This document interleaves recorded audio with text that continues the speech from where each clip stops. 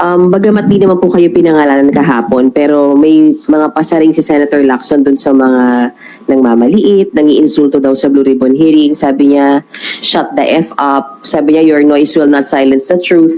Sa palagay ko, hindi naman ako yun. Kasi alam ng kahit sinong senador na hindi pwedeng utusan ng kapwa nilang senador sa Senado. Hindi naman pwede maghari-harian o magreyna-reynahan. Palagay ko, hindi rin ako yun. Meron ba kayong napansin nung tinatanong ko yung dalawang testigo kung sino po yung sumasagot? Kayo po nagtuturo kayo, nakatakip ang mukha nyo. Ako po na tinuturo nyo, wala bang karapatan na makita ko man lang ang mukha nyo. Ayaw po, hindi rin pinaalis yung mga maskara.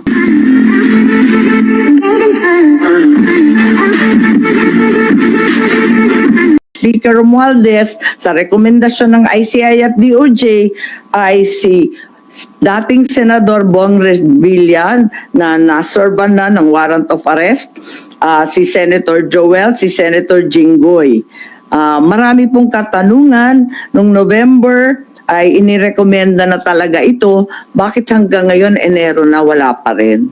Ang dami ko nang sinabi. Totoo Kayo naman na. lahat ang sinabi ni Senator Amy.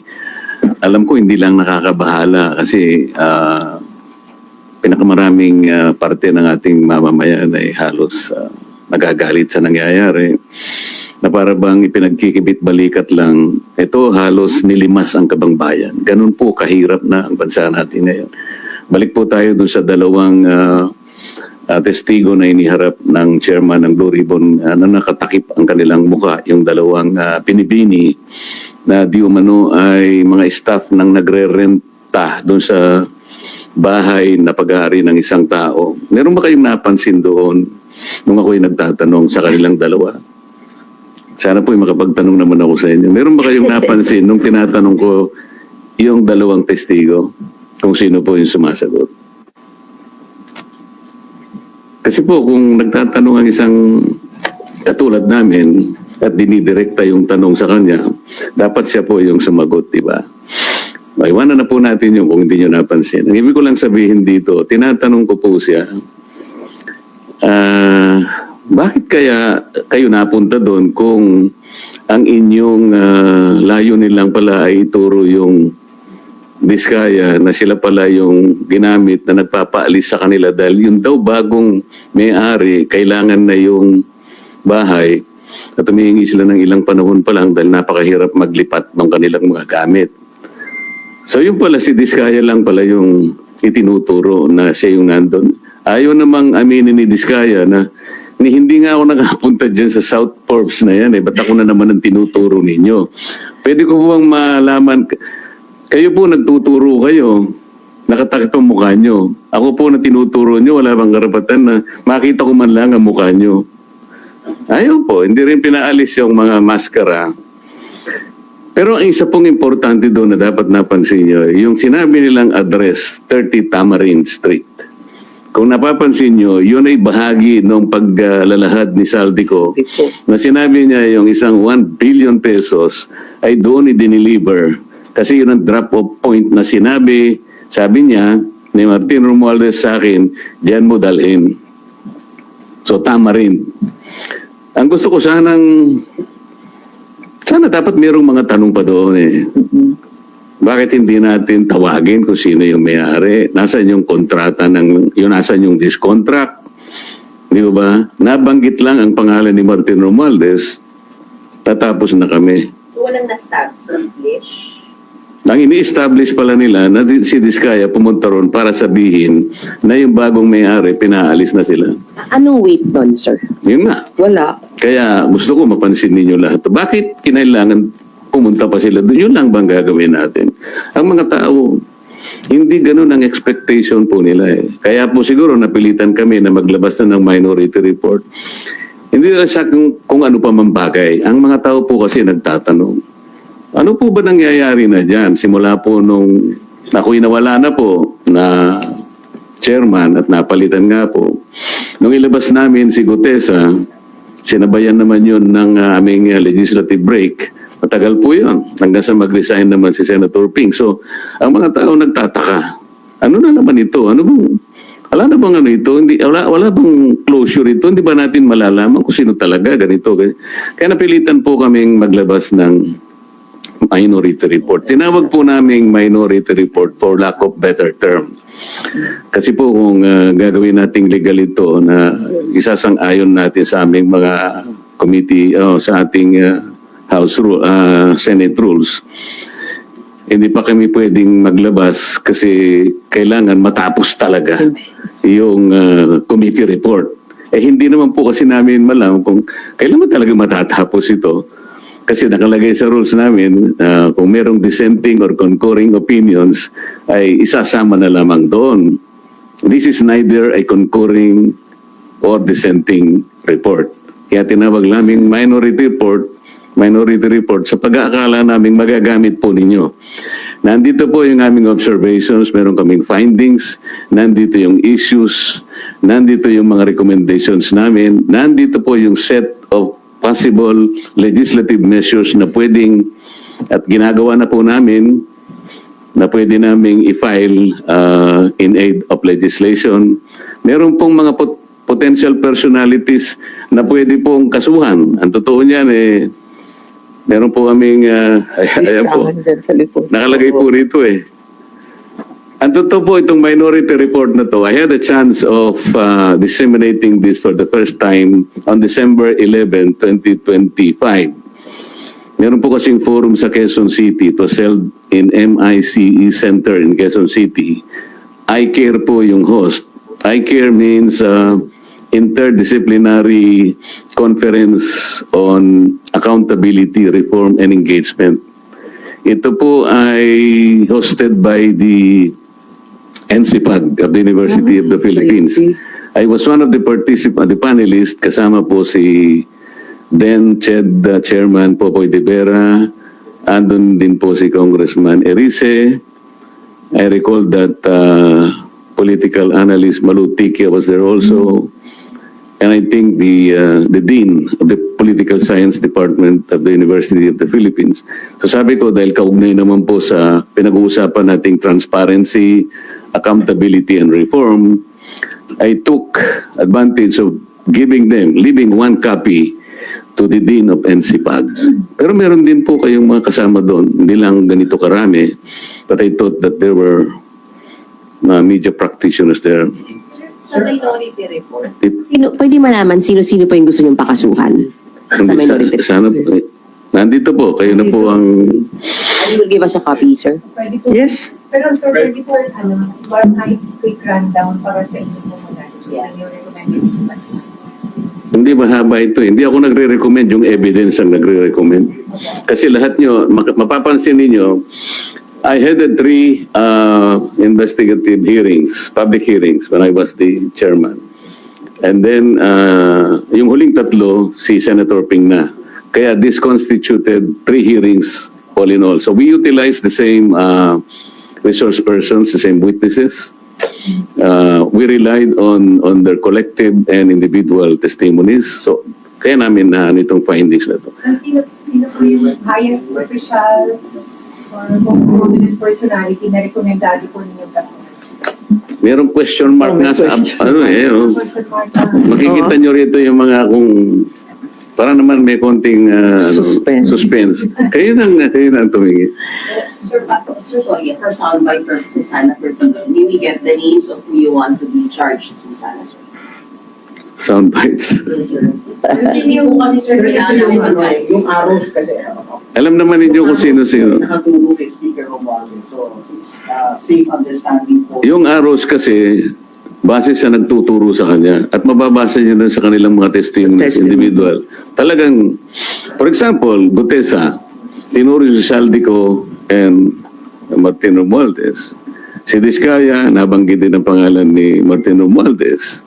At yung mga iba, si Alcantara, si Bryce Hernandez, pinagtuturo kung sino-sino at papunta lahat sa direksyon ni Martin Romualdez. Sir, balikan ko lang po yung 30 Tamarin.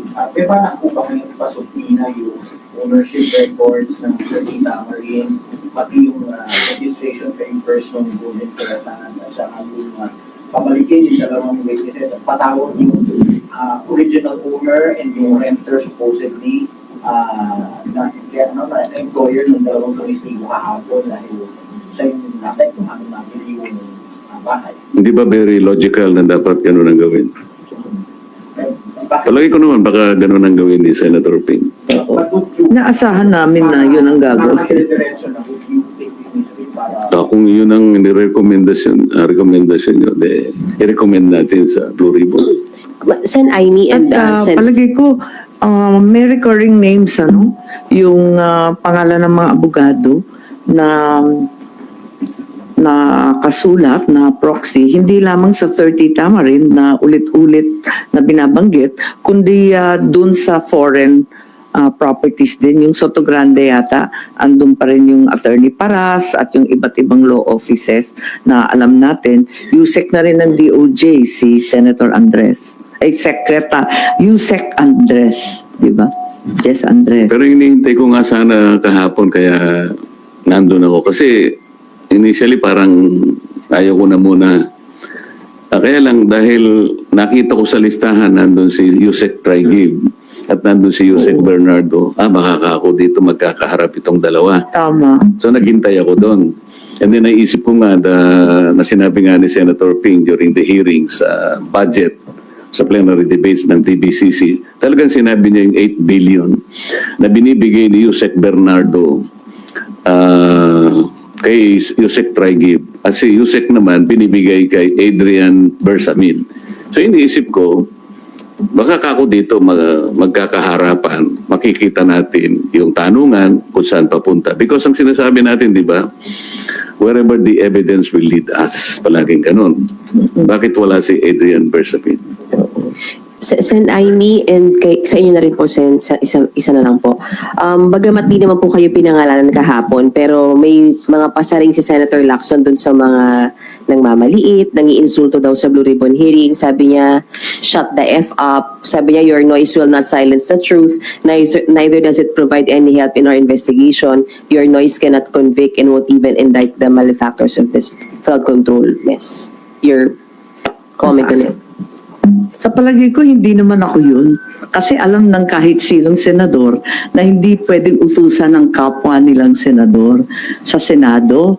Hindi naman pwede maghari-harian o magreyna-reynahan. Palagay ko, hindi rin ako yun.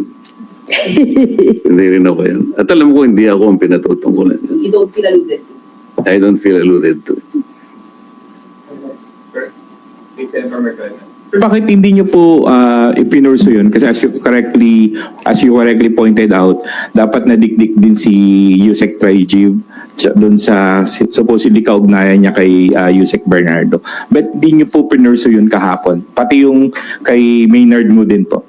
Kasi hinihintay ko nga na sila dapat ang pagmulan ng pag-uusap. Kung ako yung palaging nagtatanong, baka naman ako yung maingay na naman. Ayoko nang ako yung magsimula. Inisip ko lang na nando naman nung sabihin ni Yusek Traigib na kasi sabi ni Senator Kiko, kung dinideny mo yan, ibig mo sabihin sinungaling si Yusek Bernardo. Masasabi ko pong ganun, sabi niya. Sana nag-react di ba, si Yusek Bernardo. Bakit hindi siya nag-react? Alalahanin niyo, Yusek Bernardo was already admitted under the WPP. Kapag ang isang witness ay liar at hindi siya kumibo, baka ma-discharge siya as witness. Hindi niya ba kayang ipagtanggol ang kaso ng Estado? You should remember that the state must be assisted in prosecuting its cases. Mabigat ito, kaya nga tayo kumukuha ng testigo that will be placed under the WPP. Yun po yung pinaka-prinsipyo. Palagi kasing sinasabi ng iba, si Marculeta, palagi niyang dinidepensa si Diskaya. Mali po yun. I'm only trying to point out na gusto kong gamitin kahit sino. Nagkataon lang si Diskaya lang ang matapang out of the initial 15 contractors. Kaya ganun po nangyari. Gusto niya magpa-WPP dahil kaya na po na nangyari. Natatakot sila. Under the law naman, kailangan silang tulungan basta nag-apply sila. Nagkaroon nga ng problema lang na pinipilit ng DOJ yung restitution na siya ng Hindi kami magkaintindihan ng taong yung sa restitution. Alam naman niya na hindi totoo yun. Kaya palaging ganun ang usapan. At siya rin alam niya under the WPP, ang sinasabi na confidential lang ay yung proceedings of the application, as well as the action taken by the DOJ in relation to that application, because that's under Section 7. Under Section 1, kailangan panatilihin mong confidential yun, otherwise you'll be penalized.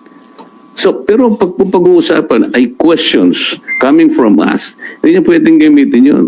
Tapos sabi niya, wala raw silang sinasabing restitution. It was no less than the then Secretary of Justice who floated that idea. Hindi namin basta-basta i-accommodate dyan. Kailangan bayaran niya yung kanyang mga pinagnanakaw. O yun ang pinagbasihan naman ng ating Senate President ngayon. O yun nga naman, sabi niya, sinabi ng Secretary of Justice, kailangan magano sila. Pero wala po sa batas yun eh. Wala talaga. We need to get more of these people kahit na mahirap kasi nga kailangan nating ma-identify yung ugat, yung pinakamalaking isda.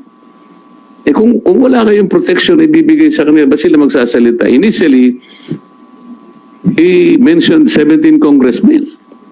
Meron po bang pinatawag na 17 congressmen? So saan tayo pa? Ano sabi nila? Co-buddies. Pero sa susunod po na hearing, are you planning to pursue that angle po yung kay Yusek Olivar, then yung binanggit nyo po yung kay Adrian Bersamin? I-request nyo rin po ba na ipatawag yung Adrian Bersamin? Parang yun ang gusto ng media. Sige, gawin natin. Sir, may Pero- Hindi. Kasi kahapon din po, di ba na ilang beses, parang at least twice po yata na binanggit ni Yusek Bernardo na pinaninindigan niya kung ano na yung nakasulat doon sa kanyang affidavit na wala siyang babaguhin. Di ba kayo nagtaka? Hanggang doon lang. Dininay, naninindigan ako. Ba't hindi natin ipursige? Kaya hindi naman ako ang chairman. Kaya naman. Sir, may we know sino-sino pong pumirma sa minority report?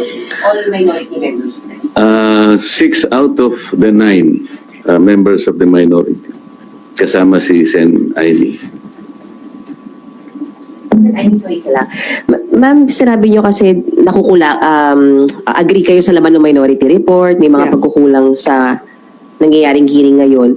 Kasama po ba doon na gusto niyong isama sa investigasyon yung mga nilabas na video ni Zaldico? Ang sinasabi ko, kinakailangan imbestigahan yung nabanggit doon. Halimbawa, yung Paul Estrada, Mark Tiskay, sana ba yung mga yun, ano? Marami kasing sinabi doon na talagang napakabibigat. Kumbaga, critical leads in the investigation that need to be pursued. Tulad ng sinabi ni Senator Marcoleta, parating bitin. Yan, nababanggit. Tapos hanggang doon lang, papara. Hindi ba dapat pursigihin yun? Yung 8 billion na sinabi na ni Yusek Trigiv, hindi ba dapat tanungin din yan kay Yusek Bernardo at alamin din kung talagang kumpirmado. Ano nangyari doon? Kaya parang laging bitin eh, laging may kulang, laging pinapara, whether on purpose or nakakaligtaan, talagang humihinto. Talagang bitin. Alam niyo, napansin niyo ba kahapon? Sabi ni Yusek Trigiv, na dinideny ko po lahat yan. Sabi naman ni Yusek Bernardo, I stand by my statement. Ang sabi ni Chairman Senator Lacson, mahirap banggain yung mga facts ni Yusek Bernardo. Sabi niya kasi doon yung pinagkuhanan kanya ng yung sinasabi nating amount dito ay nanggaling sa GAA. Totoo yun. He was mentioning about 2.8 billion pesos. So alam ni Senator Lacson, nandun talaga. So mayroong resibo. Gusto ko ipurso yun. Di ba dapat? Kaya lang hindi naman ako ang chairman. So, with due respect to the chairman, dapat bigyan natin siya ng latitude. Marami sanang dapat i-pursue, di ba, yung tungkol sa Cabral files nga ni Congressman Lian. Sana na-pursue na rin na i-require yung DPWH kung public record rin lang, di ibigay na sa ating yung authenticated copy para wala nang pagdidiskitahan kung yung kopya ni Congressman Lian o yung kopya na sinasabing meron yung bilyonaryo at yung iba pang media at yung nabanggit na rin ni Chairman Lacson. Dapat ay dito makita yung vigilance ninyo. Kasi kung hindi nyo napansin, bigla nilang sinabi in relation to the Cabral files, kasi we're talking about how are you going to authenticate or to validate the Cabral files. Tinatanong ko sa kanila, is it a private file or a public file? Is it a public document or a private document? Hindi sila kagad mga sagot. Bakit ko po tinanong yun? Kasi under the rules of electronic evidence, kasi yung Cabral files is an electronic document. It is the rules promulgated by the Supreme Court in 2017. It talks only about private document. Eh sinabi ng DPWH, this is a public document. So sabi ko, how do you validate that? How do you authenticate that? Alam niyo sinabi niya, tinuro ang ombudsman. Turuan na eh. Sabi ko, ba't yung kailangan? Oo. Hindi naman mandate ng ombudsman silang kinakailangan daw ma-forensic. The law does not require a Bakit? forensic study on this. Bakit? Alam niyo kung ano yung sinasabi sa best evidence rule under the rule 4 of these new rules on electronic evidence. The best evidence, ikumpara mo lang yung, yung hard copy, Hard copy and the doon soft sa copy. electronic. Tapos na, it can be considered, it will be equivalent to the best evidence rule. Parang legitimate and original document na siya. Alam po yung sinabi niya, yung daw computer ibinigay sa ano. So wala nang mababalidate dito. Turuan na sila ng turuan. Ibig sabihin niya, binigay sa ombudsman, so it's up to ombudsman kung the ombudsman will start saying, we have validated this. So kung hindi ibabalidate na to, let's forget all about this. Ganun ba yun? The Cabral files is an extensive files. Kaya lang, sabi ko, I have to caution the committee. Congressman Leviste is not competent to testify on the contents and entries of these files. This is legal. Hindi pwede ka kung siya, kasi hindi man siyang gumawa nito eh, humingi lang siya. Ang pwede na niya is testify the manner on how he accessed these files, how he obtained these files. So, ngayon po, napupunta tayo dun sa parang bitin na bitin eh. Parang walang gustong umusad eh. I can feel that. That's my personal opinion. But sir, kung may susunod na hearing po ba, would the minority be willing to take the lead para ma-pursue yung ilang mga nakikita niyong butas dun sa hearing? What do you mean by that? Minority cannot lead, it's always the majority. I mean po, kayo po yung magpo-pursue lang dun sa mga points that you mentioned today. Kung yan ang gusto nyo mangyari, that is the collective decision of the members, respectable members of the media. Gagawin namin kung yan ang gusto nyo. But kayo po sa minority, sir, napag-usapan niyo na po ba, since you have all these issues, mga points na na-raise about dun sa naging takbo ng hearing kahapon, napag-usapan niyo na po ba kung ano yung magiging participation ng minority in the next hearings kung meron? Napag-uusapan naman namin talaga. Kaya lang, yung dahil minority nga kami, at komisyan, mabuti kahapon dahil kukunti kami initially, sabi ni Chair Ping, o sige, bigyan namin kayo ng 15 minutes. Medyo okay naman yun.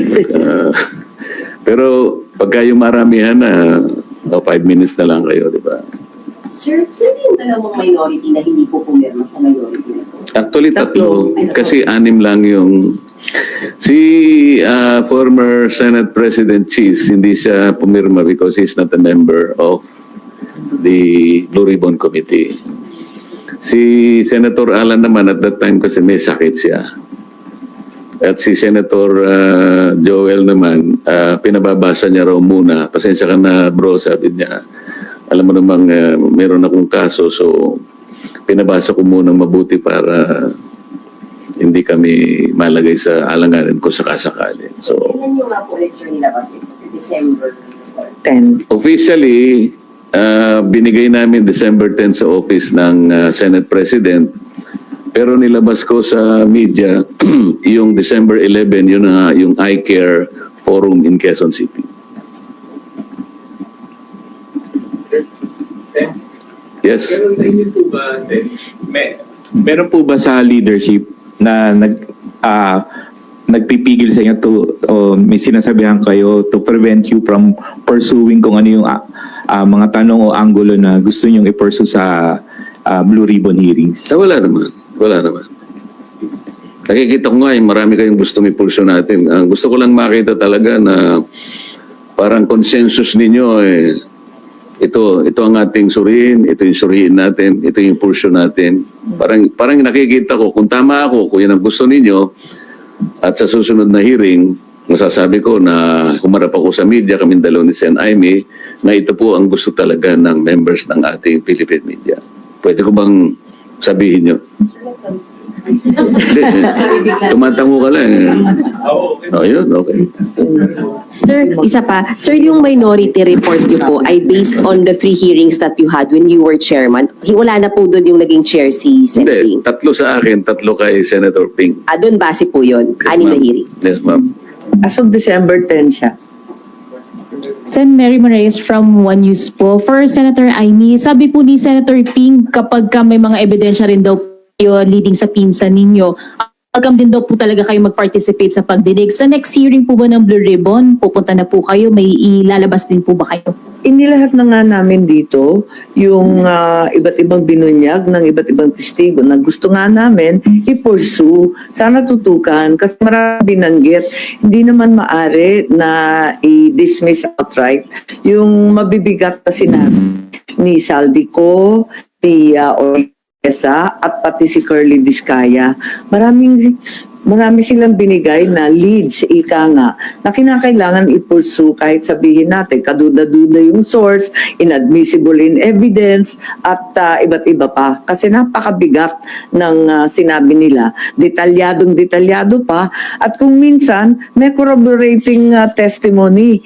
Tulad nung sinabi ni Gutesa, yung 30 tama rin, parang tama din at yun din ang binanggit ni Saldico. Tapos tumbok din dun sa sinasabi naman ni Discaya. Kaya parang kinakailangan talaga tutukan lahat ng testigo kahit yun nga, parang si Yusek Bernardo at yung affidavit lang niya ang binibigyan ng kahalagahan. Ang gusto ko nga, kagaya ng nangyari, isang committee hearing inimbita si former Speaker Martin Romualdez. Kaya ako pumunta doon dahil doon eh. Kaya lang hindi dumating. Hindi lumatay. Bakit hindi siya, ayaw nyo bang imbitahan siya? Members of the media. Napakarami sana nating may tatanong kung sakasakaling imbitahan si former Speaker Martin Romualdez. Ang daming nagtuturo sa kanya. Tsaka nandito lang. Diniscredit niya. Alam niya ba, kayo ba'y may kopya ng kanyang affidavit na i-file sa ICI? Meron po kayong nakuha ang kopya? Wala. Meaning to say, the Philippine media was denied a copy of a most important affidavit or sworn statement executed by no less than the former Speaker of the House of Representatives. Sinabi niya sa ICI. Ito namang ICI, hindi ko maintindihan. Ba't hindi mga nyo bigyan para ma-assess naman ninyo? Alam po niyo kung ano nakalagay doon? He denied control over the committees, the 80 committees of the House of Representatives. Sabi niya, I had only general supervision over them. I have no control. And then he presented the rules of the House of Representatives as to his functions and powers. You believe him? Ang dami ko sanang itatanong in relation to that allegation. I really relish the opportunity that he will be invited by the Blue Ribbon Committee. And I promise you, you will not be disappointed in the questions that I'm going to ask him. O ayaw naman nyo yata, di kayo kumikibo. Sir, paano ba yun? Ini-invite siya pero hindi naman siya dumarating, sir. Bakit kaya? Kasi sasabihin na naman lang, interparliamentary courtesy. Alam niyo, pagka ganito kalaki na ang problema, will you rely on the interparliamentary courtesy concept? Courtesy lang yun eh. We're talking about our nation. We're talking about our people. Kung paano nilimas ang kabambayan. You rely on the courtesy? Sir, so would you rather have him subpoenaed Sana kayo, gusto nyo. Para naman lumakas ang loob din namin. Lagot kayo. Lagot kayo Kasi kami, gusto rin namin na suporta ng media. Kasi sabi ko nga sa inyo, huwag naman kayo magagalit sa I felt a little bit disappointed nung ipresenta ko sa iCare in Quezon City. December 11. Kala ko naman kasama may niya. media Kasi naman kasi may doon. media doon eh. Siguro, hindi naman kasing dami ninyo. Siguro, 1/3 of this. Siguro, nandun. Nag-iwan naman ako. Kasi hindi naman ako yung host. The host is the NCPAG of UP. Nino? Nino daw?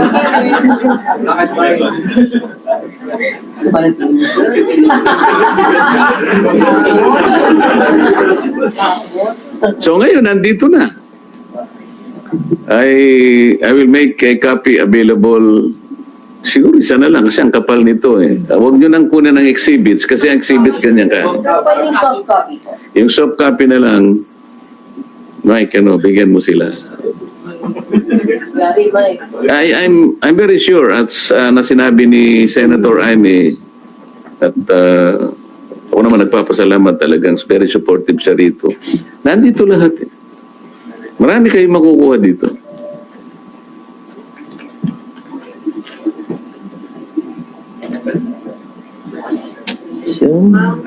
Tingin lang po ng other topic. Isa lang. Apo. Ano yun? Ma'am, hingi lang po kami Kung alam namin ang sagot. Apo, hingi lang po ng reaction dun sa final na impeachment complaint versus PBBM po. Tatanungin niyo ako. Isa na naman drama series na mukhang tatagal ng 1 taon.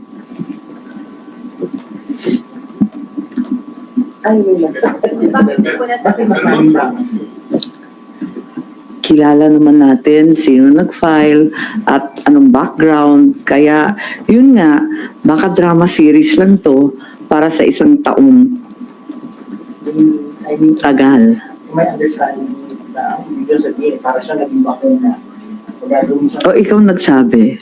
Hindi, tama ba yung thinking? Talagang pinapahamak ang media ng bonggang-bongga. Yan naman. Tama ba yung thinking ko? Yun lang. To that effect, oo, siguro. But do you think it will succeed? Yung mga grounds na given dun sa... Hindi ko nabasang maigi kasi natatawa ako sa itsura. Bakit na? At nakakatawa. Wala, masyadong obvious na drama series. Marami tayong napanood na pelikulang ganun eh. Then, yung isa pong grounds doon, yung pinakit po yung drug use. Bumenta na yun sa takilya. O, Yung isang grounds po kasi doon sa 6 na nilisa sa complaint, yung supposed drug use po ni President. Doon po sa grounds na yun, do you think dapat po ma-impeach po yung kapatid niyo under sa success? hindi ko po alam. Hindi ko nabasang maigi.